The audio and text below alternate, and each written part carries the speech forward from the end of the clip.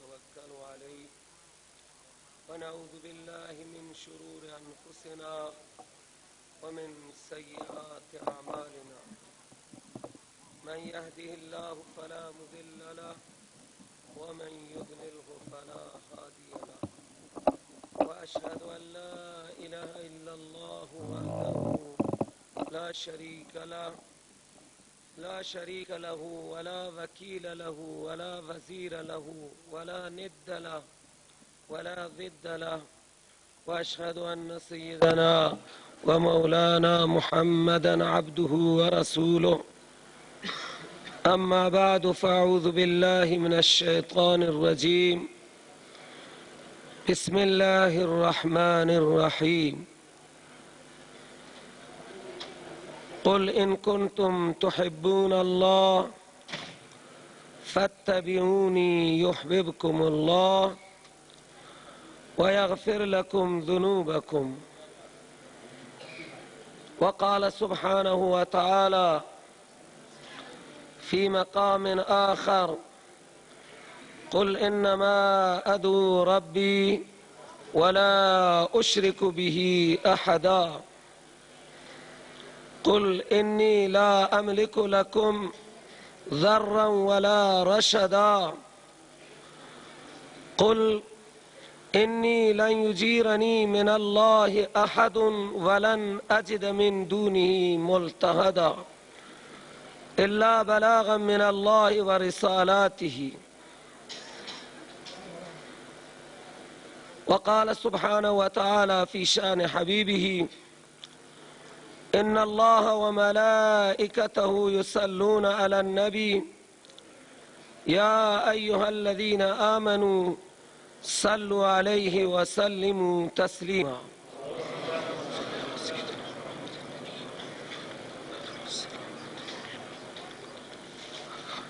حضار بسیار گرامی،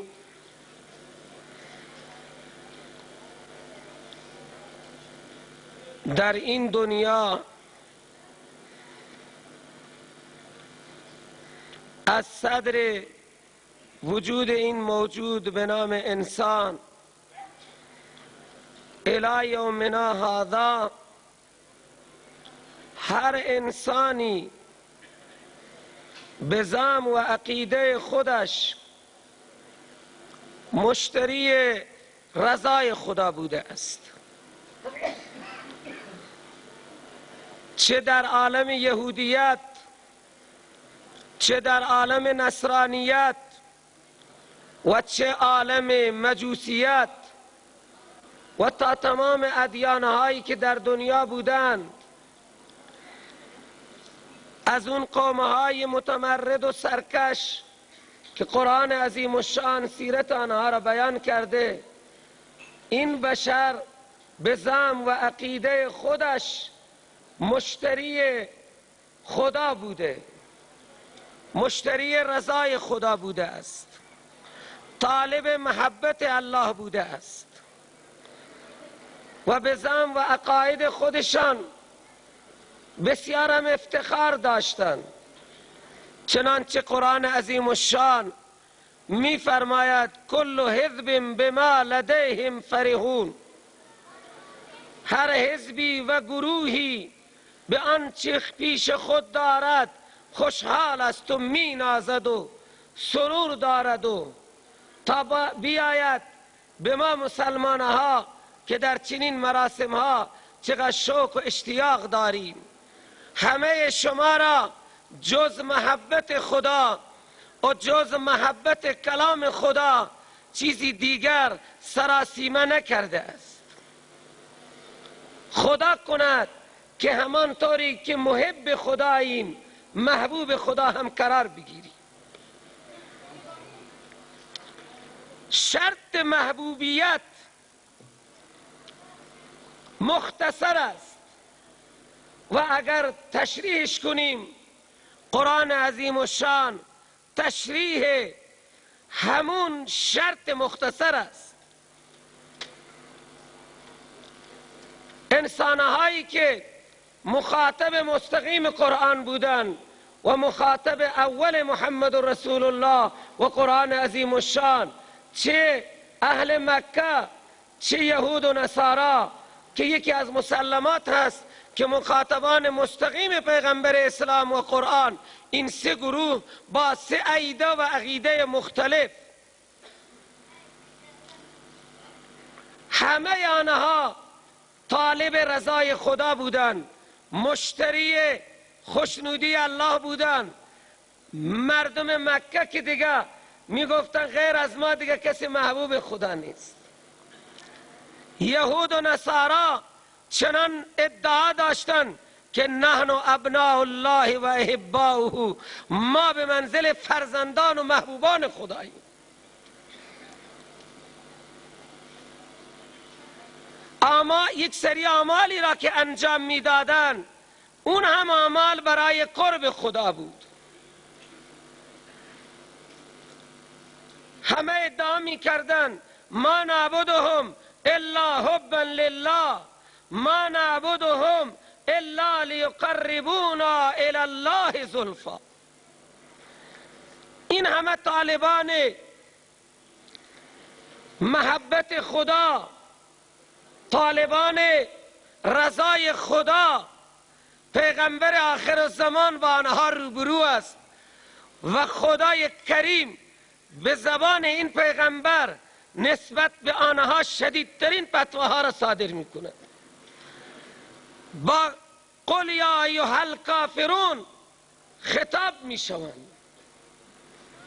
قل یا اهل الکتاب لستم علی شیء خطاب می شوند.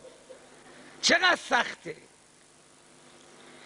کسانی که طالب رضای خدا هستند، مشتری خوشنودی الله هستند، قرآن به آنها خطاب یا ایها الکافرون می دهد. قرآن به این مشتریان رضای خدا کفار اثیم می گوید.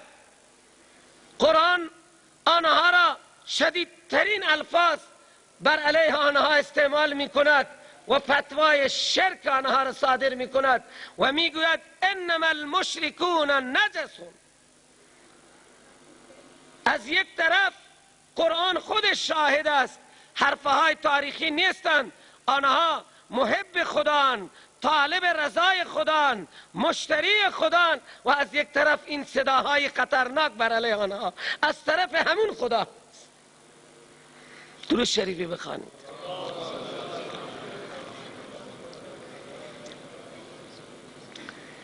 روزی از روزها سید الاولین و الاخرین در حرم امن الهی میبینن اینها دور بر مجسمه ها طواف میکنن، بعضی ها شرط دارند و بعضی ها کاملا لختند و دم از ابراهیمیت میزنن.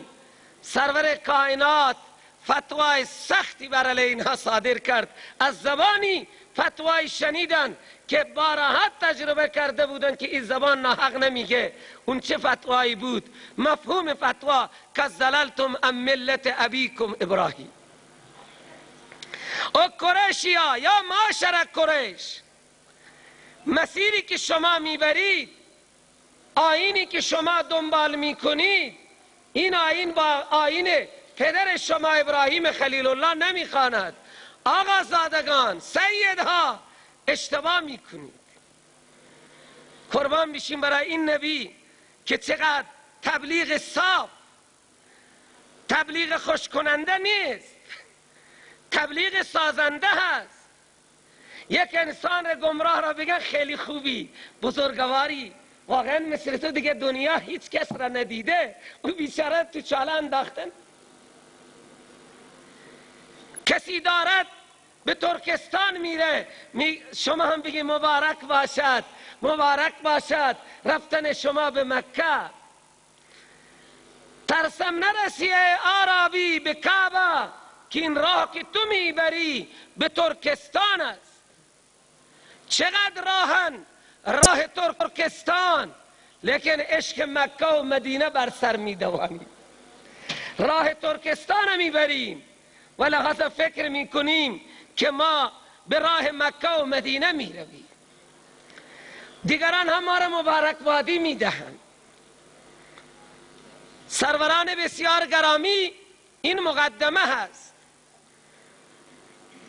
انسانها فتوای ضلالت از حلقوم محمد صلی الله علیه وسلم که به اعتقاد خود آنها صادق الامین هست شنیدند و در برابر این فتوا چه جواب دادند؟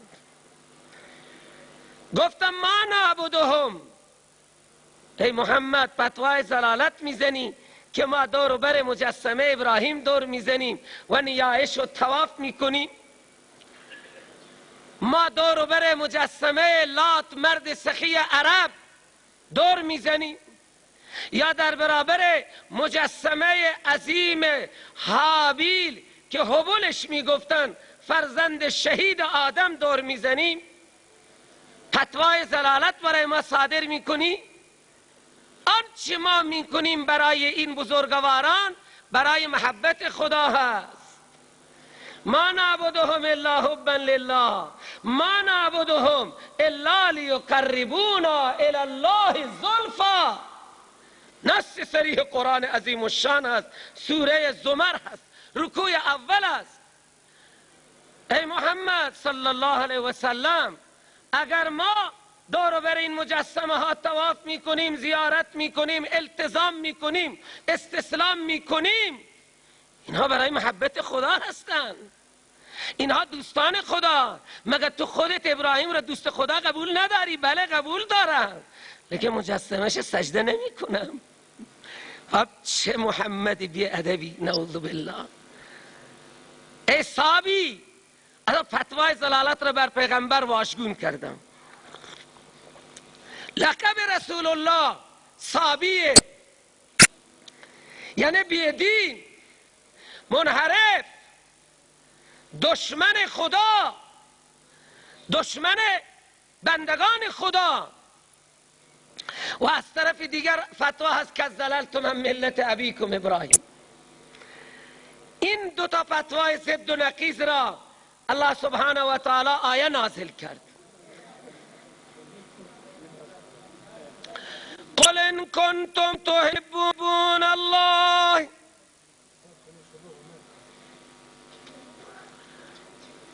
بگو پیغمبر من، این مدعیان محبت من را بگو، این عاشقان من را بگو. قرآن هم قبول دارد که ابو جهل در عشق خدا کارهای شرکی را انجام میده. خدا هم نمیگه که شما دروغ میگید من دوست نداری، قرآن هم دارد زعم آنها را بیان میکند. و شما همه ماشاءالله دانشان علمید، کانه بر مضارع برای استمرار و دوام هست.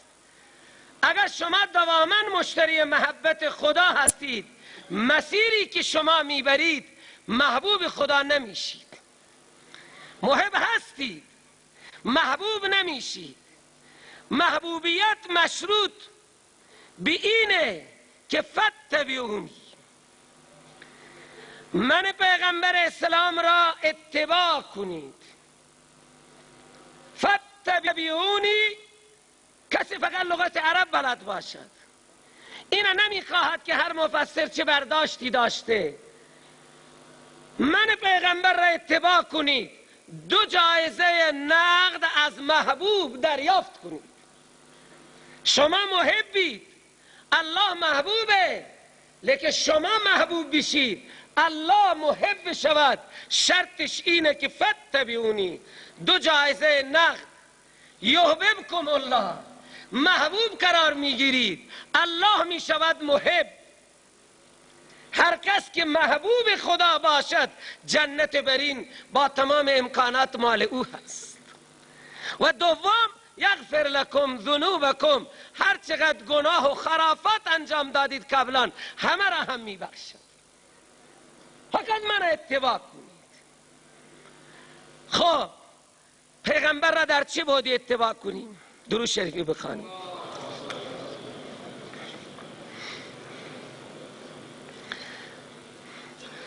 اتباع پیغمبر، اگر انسان فکر کند من با فکر خودم در سه بود باید پیغمبر اتباع بشه: در بود اعتقاد، عقیده، در بود اعمال و در بود اخلاق. چهارمی صورت را شما بیان کنید چیه؟ 3 ابعادند. باید پیغمبر متبع باشد، همه ما متبع بشیم. پیغمبر مطاع باشد، همه ما مطیع بشویم. هم در بعد عقیده، هم در بعد اعمال و هم در بعد اخلاق. در بعد اخلاق و اعمال دوستان ما تبلیغه های بسیار عریض و طویل و با شرح و بسط. من فقط در بعد اخلاق پیغمبر، ببخشید، در بعد اعتقاد پیغمبر چند لحظه ای اگر شما دعا کنید من سیرت رسول الله را در بعد اعتقاد بیان میکنم. پیغمبر دارای چه اعتقادی بود که اتباع اون پیغمبر ما را محبوب خدا میکند و ما مورد عفو و بخشش قرار میگیریم، رستگار ابدی میشویم. حالا در بعد دعا پیغمبر اسلام و انبیاء دیگر آیا غیر از خدا دیگری را خواندند، فریاد زدند در خوشی یا ناخوشی، در صحت و سلامتی، در رنج و بلا؟ این ما باید بررسی کنیم. امروز این ندا هست، یک عده‌ای انبیا را میخوانند، یک عده‌ای اولیا را میخوانند، یک عده‌ای دیگران و فرشتگان را من خبر ندارم که در عصر ما بخوانند و در عصر رسول الله ابو جهلها فرشته ها را هم میخواندند. خود پیغمبر دارای چه عقیده ای بوده در این بود؟ فقط سیرت پیغمبر را لحظه ملاحظه کنید. آدرس کامل سوره جن رکوع 2 از آیه 20 تا 21 و 22. خدا با کلمه قل اعتقاد پیغمبر را به ما معرفی می کند. سخنرانی های پیغمبر بعد از لفظ قل هستند. هر جا که قل است این موضوع سخنرانی پیغمبر از بالای 7 آسمان از لوح محفوظ با لفظ و معنا آمده است. این الفاظ که دال بر این معانی‌اند شما پیغمبر اعلان بفرمایید. اولین قل، من حافظی نیستم، حافظ هم حواسشون جمع باشد، اگر جای اشتباه کردم بگن. اول قل، بگو انما ادعو ربی. انما همه دانشمندید کلمه حصره، غیر از این حرف دیگه حرفی نیست جز این نیست که ادعو ربی، من پیغمبر فریاد میزنم ربم را. ابو جهل میگه من هم رب را فریاد میزنم. قرآن هم شاهده. و اذا رکبوا فی الفلک دعوا الله. ابو جهل هم خدا را فریاد میزنه. خب تو خدا را فریاد میزنی، امتیاز شما پیغمبر با ما چیه؟ انما ادعو ربی. امتیاز جمله بعدیه ولا اشرک به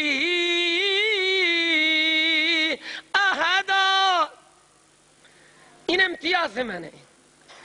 شما یک لحظه الله را فریاد میزنید. ابو جهلها بدبختها وقتی فشار سنگین بود تنها خدا را فریاد میزد. در شدائد بر و بحر مشکلات سنگین دیگه میگفتم بابا اینجا لات نمیتواند کاری بکند، ابراهیم هم نمیتونه کاری بکنه. فدعوا الله مخلصین له الدین. نه ببخشید، دعوا الله مخلصین له الدین. فریاد میزدن الله را و این فریاد را به خدا اختصاص میدادن. پیغمبر پیغمبر میگه من هم ربم را فریاد میزنم در هر معامله، ادعو ربی ولا اشرک به احدا، هیچ احدی را من با خواندن ربم شریک نمی کنم. هر کس را فریاد میزند دو هدف دارد، یا جلب منفعت یا دفع مضرت. شما هم که دایان خدایید و دعات اللهید، اینجا صف کشیدید زن و مرد، شما هم که خدا را فریاد میزنید دو هدف دارید، یا دفع مضرت، گناه بزرگترین ضرر، خدا ما را ببخش کمر ما را میشکنه، یا جلب منفعت، بده آنچه خدا به دیگران دادی، ماشینی بده و موتوری بده و نمیدانم پاساشی بده و هر که اندازه خودش میخواد. یکی کرسی میخواد، یکی این شبها دعا میکنه خدا منو وکیلی بده، خدا منو وکیل بکن. ولی مثل من مثل بسا هستن یک مرتبه هم نگفتن خدا منو وکیل زاهدان. اونهایی که وکیلی نخواستن بیشترند. حق دارن هر که در خور خودش از حاکم مطلق مسئلت می کند. پیغمبر می گوید مردم، قول دوم لا املک لکم نفعا ولا رشدا یا ضرا ولا رشدا. و مردم، من هم در اختیار ندارم به شما نفع برسانم، من هم در اختیار ندارم که به شما ضرر برسانم، من هم اختیار ندارم شما را گمراه کنم و من هم اختیار هدایت شما را ندارم. خدا به پیغمبر دستور داده اعلان کن. پیغمبر در هر خطبه حکم خدا را امتثال می کند. در هر خطبه من یهده الله فلا مضل له و من یضلله فلا هادی له. خدا به پیغمبر میگه قل الحمدلله. پیغمبر هر خطوره میگه الحمدلله نحمده. چقدر به حکم خدا امتثال. کاش همین خطبه عربی را ما میفهمیدی. هر کلمه از خطبه عربی امتثال به امر خدای لایزال هست. خدا گفته واستغفره، پیغمبر میگه نحمده و الحمدلله نحمده و نستعینه. خدا به پیغمبر گفته استعین. قل ایاک نعبد و ایاک نستعین. پیغمبر هم میگه نستعینه. پیغمبر چی میگه؟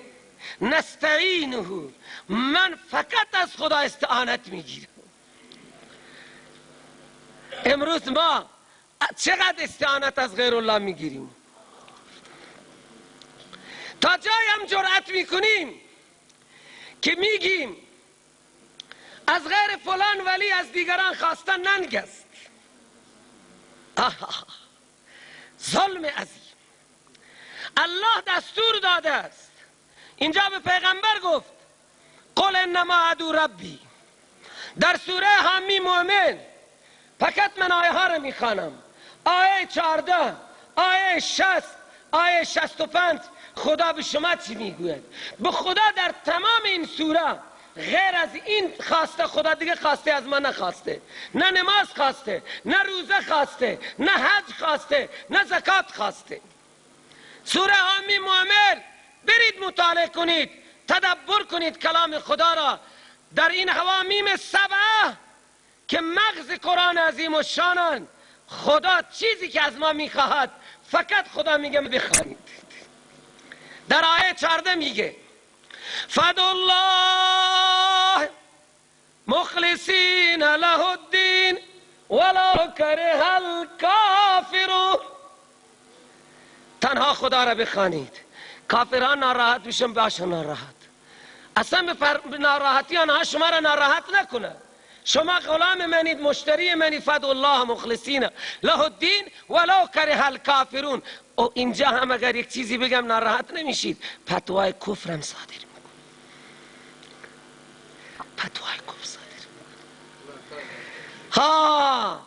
الله تعالی میگه شما تنها خدا را میخوانید، کافرها ناراحت میشن، بشن ناراحت. ولو کره الکافرون، کلام رب العالمین است. ابو جهل ناراحت میشه، بشه. یهود ناراحت میشن که عزیر میخوانن، بشه. نصارا ناراحت میشن که عیسی ابن مریم میخوانن، بشه. شما بندگان من فقط منو بخوانید. در آیه 60 میگه قال ربکم ادعونی. خطبه ماشاءالله هر جمعه میخوانن، ولی ماشاءالله 99% ما نمیفهمیم خطبه عربی چیه. خب من مبالغه کردم، 99% گفتم، همیشه میگم 90%، بعضی گاه میگم 98%. الله تعالی میگه قال، در تمام این سوره ها چیزی که خدا از ما میخواهد همین خواندنه.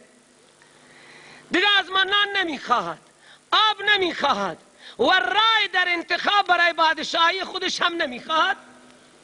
رای بدیم بادشاهی او را، رای بدیم ریاست جمهوری او را تصویب کنیم. خدا از ما نمیخواهد. میگه قال ربکم ادعونی استجب لکم. شما من را بخوانید، من خودم جواب میدم. پشت سر یک فتوای سختی بیان میکنن. ان الذین یستکبرون عن عبادتی سیدخلون جهنم داخرین. و فتوا نعمت الله صادر میگه خدا اونها که از خواندن مخلصانه من استکبار میکنن، الله تعالی میگه ذلیل و خوار در جهنم داخل میشن. ذلیل و خوار. و در آیه 65 میفرماد فدوه مخلصین له الدین.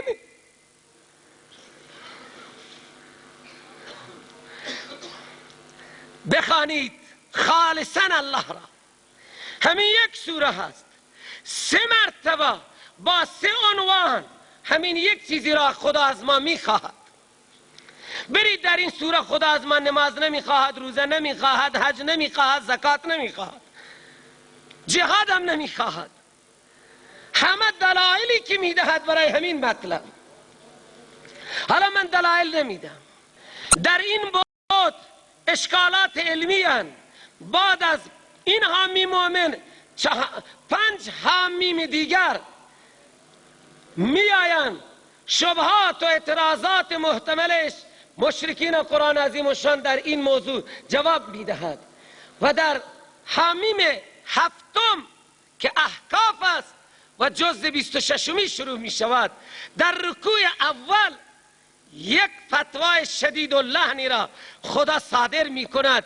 اون فتوا را می خوانم، شاید دیگه وقت من تمام بشه، اگرچه وقت من کمه. اون فتوا بعد از 6 حامیم، در حامیم اول دستور خواندنه، فتوا ضمنی هست. ولو کره الکافرون سیدخلون جهنم داخرین. لیکن در حامیم 7 احقاف که جزء 26 شروع میشه، در رکوع اول خدا با کلمات بسیار صریح فتوای ضلالت صادر میکنه. ومن اضل ممن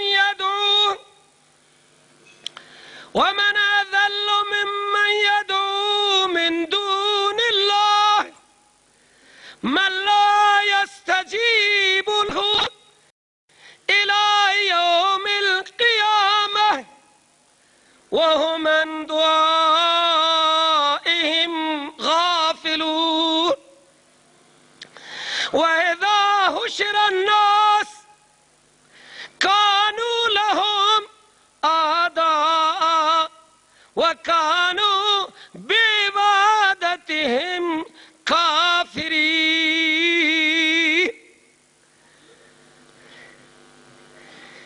الله تعالی میگه توی این کره خاکی گمراه ترین انسان کیه؟ کی میتواند گمراه تر باشد از اون انسانی که یدعو من دون الله، میخواند غیر از خدا. من یک چیزی به شما میگم مسلمان ها، ناراحت نباشید، قرآن خدا را بفهمید، تلاوت قرآن عشق دارید، به معانی قرآن هم متوجه بشید که پرده قیامت با اشتباهی به محضر خدا نرید و اونجا دیگه قسم ها نخوریم که ما نکرده ایم. والله ربنا ما کننا مشرکین. قرآن میگوید، الله میگوید چه کسی گمراه تر است از اون انسانهایی که یدعو من دون الله، فریاد میزنند میخوانند غیر از خدا، غیر از خدا. من به شما میگم فرشتگان خداند یا غیر خداند؟ بگید اگر شک دارید. و فرشتگان جبرائیل، میکائیل، اسرافیل، ازرائیل خداند یا غیر خداند؟ انبیا نه بگید خداند، بگید اول خداند برای شما را چه فتوای گیر میاد؟ غیر خداند. اولیاء، ملک سیاهکو، بی بی دوست، شهسواران خداند یا غیر خداند؟ و اون معبودان هندوها را من نمیدانم نام ببرم. چه کسی گمراه تر است؟ چرا اینقدر دارم فشار میدم؟ بت بت بت بت بت بت بت. و عیسایی ها عیسی ابن مریم میخواندن، عیسی ابن مریم بتی بود. ابو جهل ابراهیم خلیل الله را میخواند، بتیه. جبرائیل و میکائیل را میخواند، بتن. و قرآن آمده برای یک قومی، برای بت پرست. اگر کسی خورشید را میخواند، ماه و ستارگان را میخواند، آتش را مثل مجوسی ها پرستش میکند. مجوسی که بت پرستش نکردن، آتش را پرستش کردن، انوارها را پرستش کردن، پس اونها را هم نگید. آیه عام الهی فتوای ضلالت میدهد. چرا به پیغمبر میزدن که این فتواها را میشنیدن و میگفت ای محمد نعوذ بالله بیادبه. شما حلوا میدید ما را. و من اضل ممن یدعو من دون الله من لا یستجیب له. دیگه اگر اصول عربی را نگاه کنید، من برای ذوی الکول یا برای غیر ذوی الکول، اکثر و بیشتر اونهایی که اهل علمن این حرفها را میفهمند. من لا یستجیب له الی یوم القیامه. چرا جواب نمیدن تا روز قیامت؟ و هم عن دعائهم غافلون. انبیاء و اولیاء از حال شما خبر دارن؟ بگی خبر دارن. اگر خبر داشته باشد پیغمبر از روسیاهی های من و شما خودتان بگید آیا پیغمبر راحت است یا رنج است؟ نه راحت است. نه ابو جهل ها را میدید در گمراهی، پیغمبر اینقدر را ناراحت میشد که خدا میگه لعلک باخع نفسک علی آثارهم ان لم یؤمنوا بهذا الحدیث اسفا. و بعد از وفات ناراحتیه یا راحته؟ من استدلالا میگم بعد از وفات مقربین را خدا میگه. سوره واقعه آخرش حالات محتضر را بیان میکند. الله تعالی میگه منکران قیامت، اگر شما میگه قیامت نیست، جلوی مرگ را بگیرید. یکی از دلایل قیامت مرگ است. مرگ وقتی میخواهد بیاید شما جلوی مرگ را بگیرید. الله تعالی میگه هیچ قدرتی نیست. من وقتی هر کس را میخواهم بکشم و انتم حینئذ تنظرون، شما دیگه نشستید و دست را بالای دست میزنید. جز نگاه کردن حضرت دکتر صاحب، حضرت مفتی صاحب، حضرت مولانا صاحب، حضرت بادشاه صاحب، حضرت صاحب مال دارد جان میدهد و هیچ قدرتی نیست که جلوی مرگ را بگیرد. یکی از دلایل قیامت مرگ است. الله تعالی میگه ان کنتم غیر مدینین ترجعونها. خب بعد از مرگ چی؟ الله تعالی میگه هر انسانی که به مرگ حاضر میشد اینا میگه محتضر، از سه حالت خالی نیست. فاما ان کان من المقربین، این انسانی که به کام مرگ افتاده است از مقربانه، از انبیاء، از صدیقین، از شهدا است. با او چه معامله میشه؟ فراح و ریحان و جنت نعیم. شما میگن نه روحا دارن میآین، روحا دارن میآین، حاضرن. حالا میگن میبین آمد. الله تعالی میگه مقرب فراح و ریحان و جنت نعیم. وقت تمام شد. فراح و ریحان. 10 دقیقه واعظ قبلی وقت من گرفته، منم باید بگیرم. مولانا خب هر کی یاد نیست. ها چشم خشم کنید. اگر از مقربین است فراح و ریحان و جنت نعیم، او دیگه اگر احوال روسیایی های نعمت الله خبر بشه اونا خوشحال میشه. شما خودتان میگین یک عالم دلسوز از بی‌نمازی مردم رنج میبره یا نه؟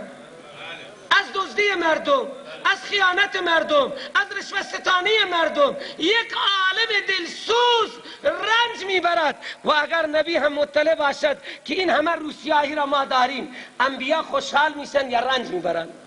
حالا که میگه الله تعالی میگه فراح و ریحان و جنت نعیم الا تخافوا ولا تحزنوا.